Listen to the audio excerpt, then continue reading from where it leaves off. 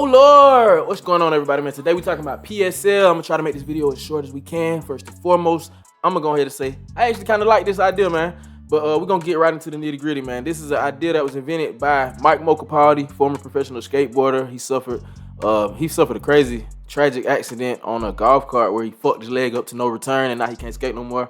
So he's been invested in a whole lot of other like business things and just other shit surrounding skateboarding. He's judged a lot of shit too, like, you know, just things of that nature. So what PSL is, it's like an attempt to bring contest skating to non-skateboarders as well. It's like a way to make competition skateboarding less nuanced and niche. You know what I mean? They kind of want to get rid of the only skateboarders can understand this aspect of competition skateboarding. It's supposed to be a lot more cut and dry. Either you land the trick or you don't, so that anybody, whether they know about skateboarding or not, can watch and enjoy it and keep up with it and understand what's going on. They're trying to get rid of the judging experience that we've witnessed in the past with things like SLS and X Games and the Olympics in skateboarding. So the basic format is, it's kind of like tournament style, right? And it's very similar to a game of skate, except there's one obstacle. The obstacle is a set of stairs, and it's teams now. So there's 4 teams. There's 4 teams of 2 skaters, and 2 teams go against each other. The winner of, 2 teams go against each other. Then the next 2 teams go against each other, and then the winners from those 2 matches will play for the finals. So the way the game goes, the winner of a coin toss, it starts with a coin toss. The winner of the coin toss gets to choose whether their team goes on offense or defense. Offense has unlimited time to set as many tricks as they can, but they only have 3 chances to bail. So if they bail 3 times, then possession switches over to the defensive team. Now what happens on offense, right? What happens on offense, 1 skater goes at a time now. 1 skater has an attempt. Remember, there's 2 skaters on each team. One of the offensive team members has a chance to set the trick. If they fall, then if they fall on the trick, then that's just a missed attempt, but it still goes to the next person. Now, if they land the trick, if they land their trick attempt, then the defensive team has the chance to defend by doing the same trick. They have to complete the exact same maneuver successfully. At least one of the defending team members has to do it, which means they get 2 opportunities now. So one gets to drop in. If they miss it, then they still have the other skater on their team to rely on. They can drop in and attempt the trick, and if they make it, then they do not. Then the offending team does not score a point. You can only score points on offense. So if one of the defending team members lands a trick, then you do not score a point.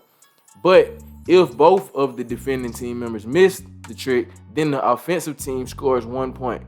And then it goes right back to the same offending team. The next person on their team tries to set a trick. They have an attempt to set a trick. If they land it, the same thing happens. If they miss, now they have 2 misses under their belt. And the possession keeps going back and forth between those team members until they've missed 3 tricks. Once the offensive team misses 3 tricks, then possession goes to the defensive team, and the exact same rules apply.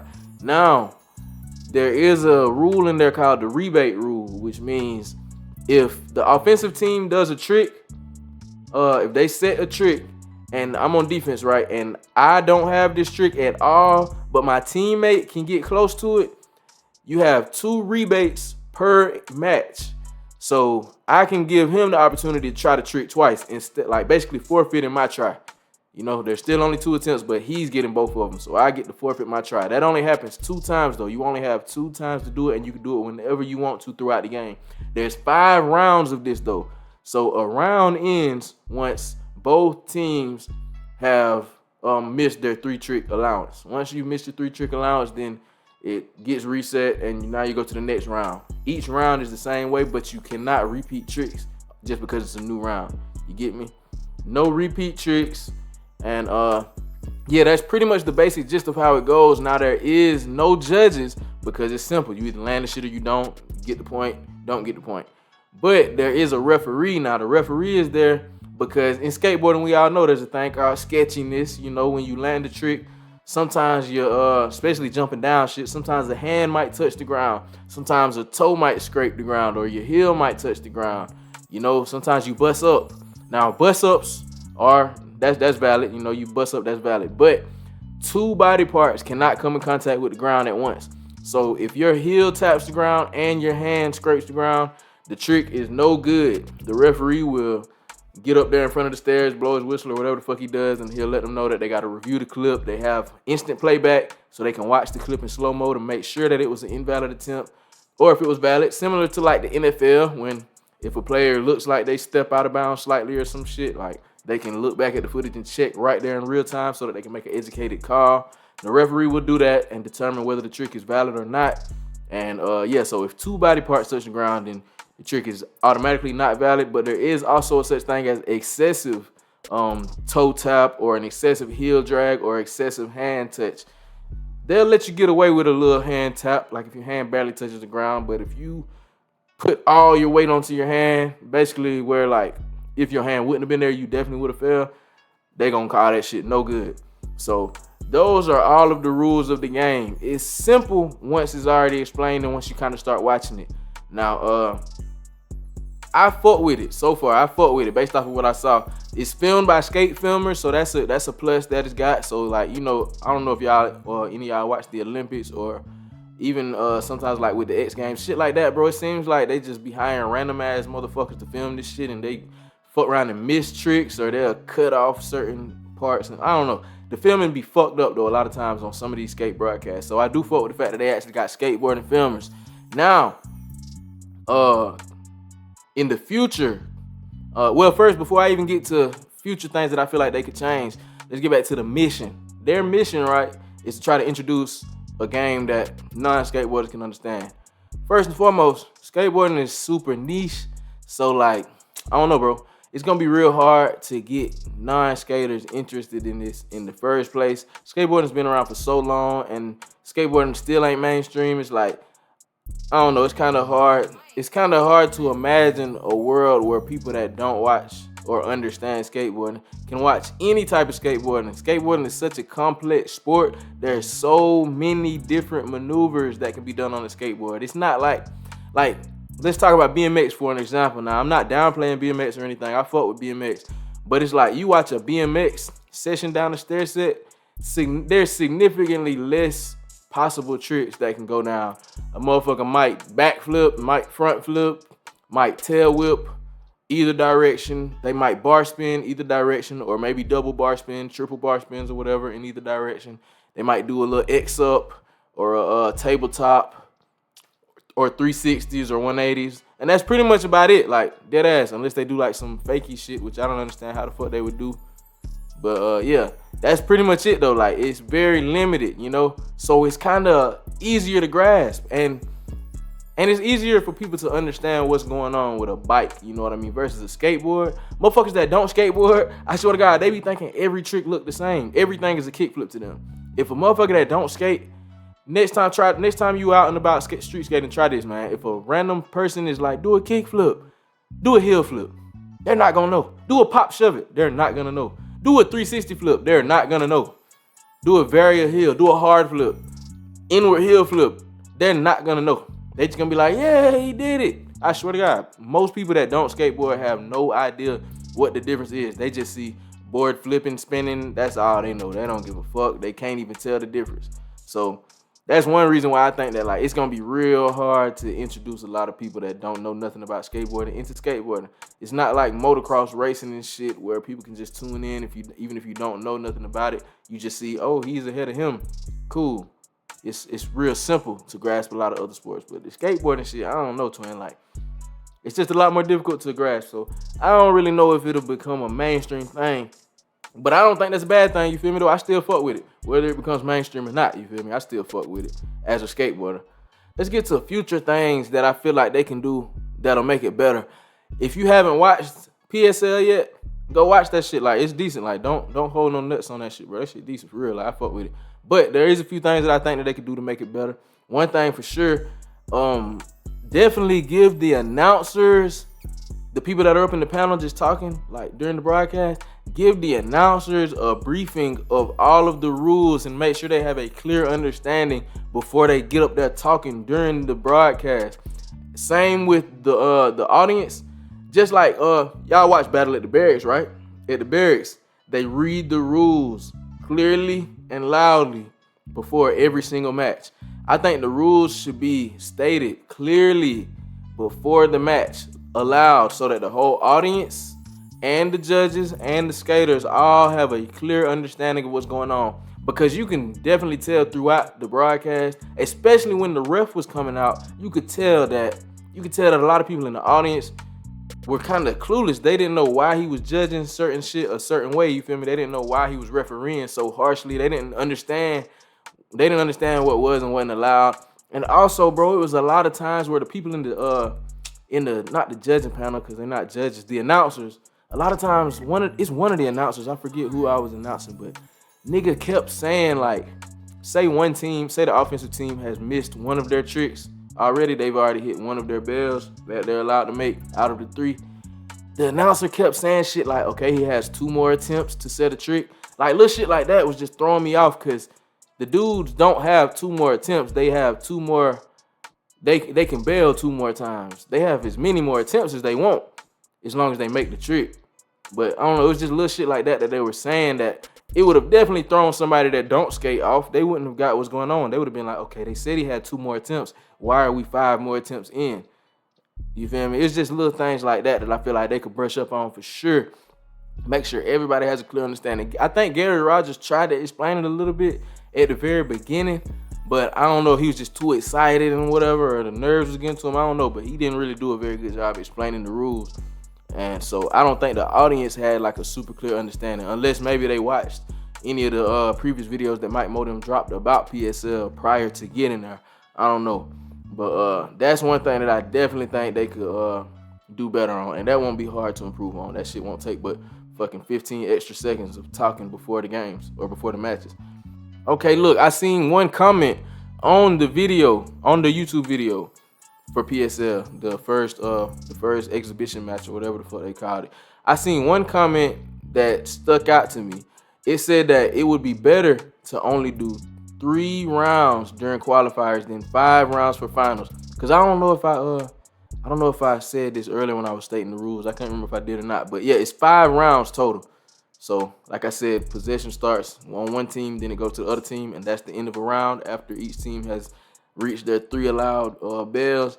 Yeah, so possession switches after both teams have gone, and it does that 5 times, 5 full times. The only way it won't be 5 full rounds is if the points are too high to come back from or whatever. Like, it's some shit like that. I forget. I'm not even gonna mention that, because that's like, that shit don't happen. That didn't happen too much. But yeah, it's 5 rounds. And somebody said that it would low-key be better for the 2 qualifying matches to only be 3 rounds, and then the final match be 5 rounds. And I agree with this, because you can low-key see, if you watching these skaters, bro, 5 rounds of this shit, it don't sound like too much, but when you watching it, it's like, god damn, these motherfuckers ass going crazy. They're doing so many tricks. They're setting so many tricks back to back to back, to where like fatigue starts to set in, and you can kind of visibly see it, and then the shit starts to get slightly less exciting for the first couple matches. Now, on the finals match, you want it to get like that. You want to be on the edge of your seat watching these people like trying to dig in the bottom of their fucking trick bag to come up with a trick to do, you feel me? You want it to get like that towards the end on the final match, because you know these are the best skaters out of this whole matchup. These are the last pair standing, you feel me? So 5 rounds on the final match and 3 rounds on the initial qualifying matches. I feel like that would definitely spice things up a little bit, and it would also make the broadcast slightly shorter, because the shit is done long, bro. It's like 2 hours and some change, bro.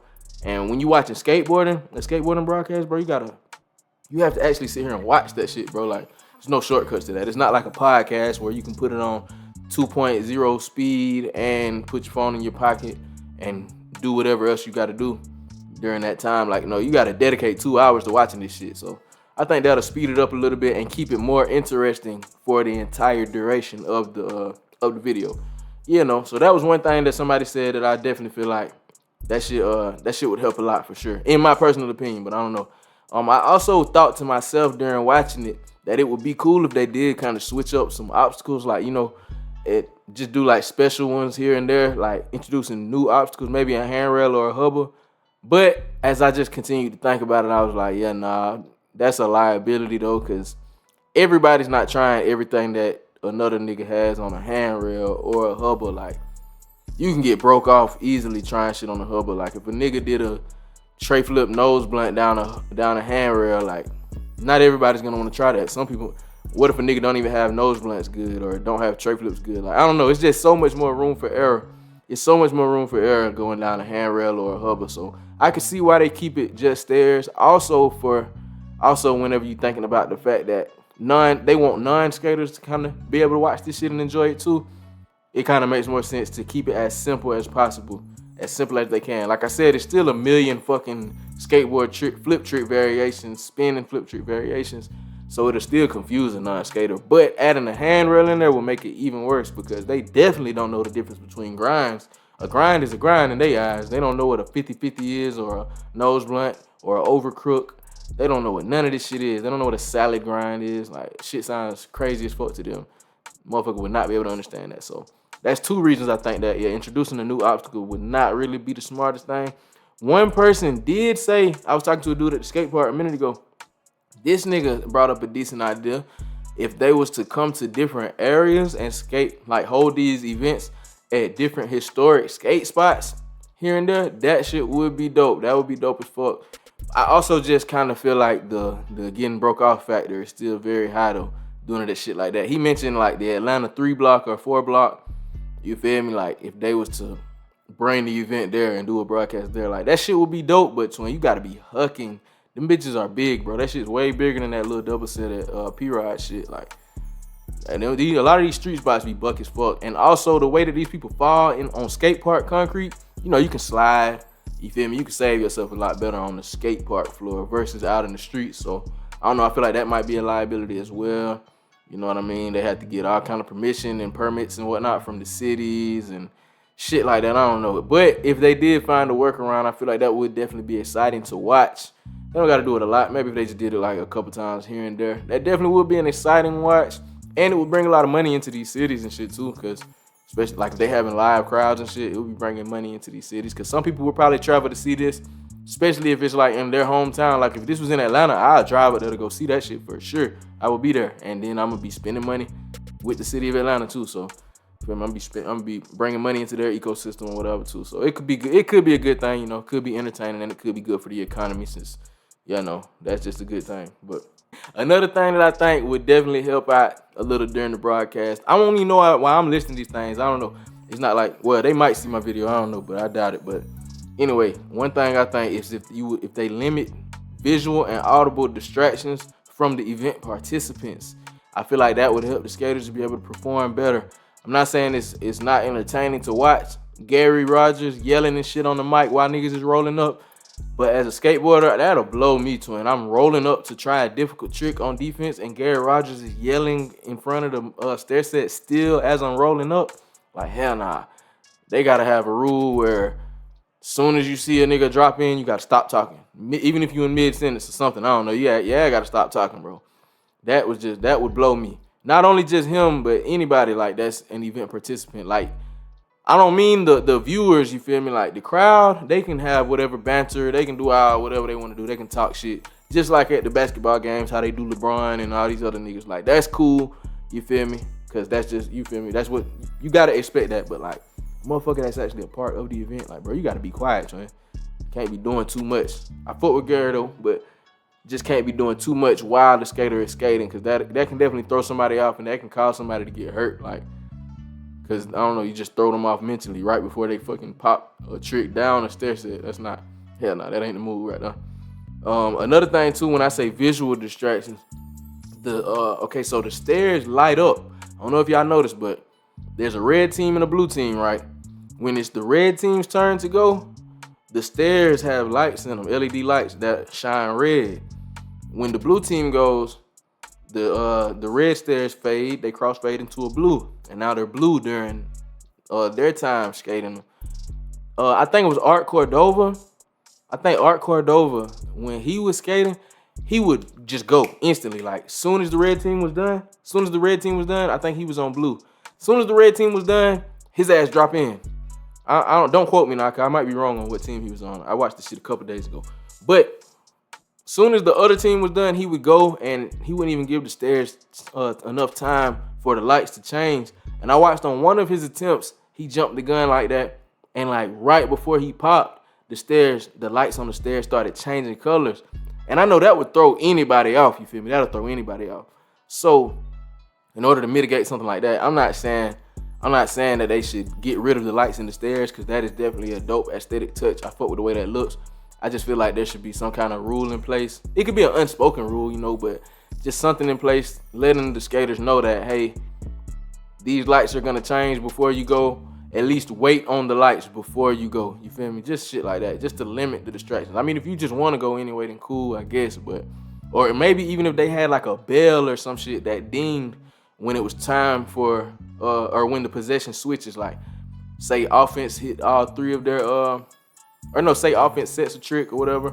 Once defense is ready, maybe if a bell dings or something to cue that they can go, maybe that'll also limit motherfuckers like Gary and them talking while someone is rolling up to it. It'll also cue for the cameramen to be able to be on point. As soon as they hear that bell ding, everybody knows, okay, get quiet, a skater's finna go.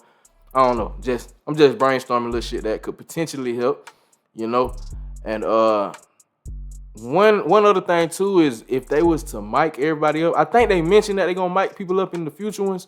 But yeah, micing the skaters up, that'll add so much more excitement, bro, because we'll get to hear a little bit more personality from the skaters, which is like one of the things that helps certain other industries shine. Like their stars kind of have a voice, like the star skateboarders and shit. Like don't nobody know nothing about these niggas. They just think these some grown ass kids still playing with a fucking wooden toy.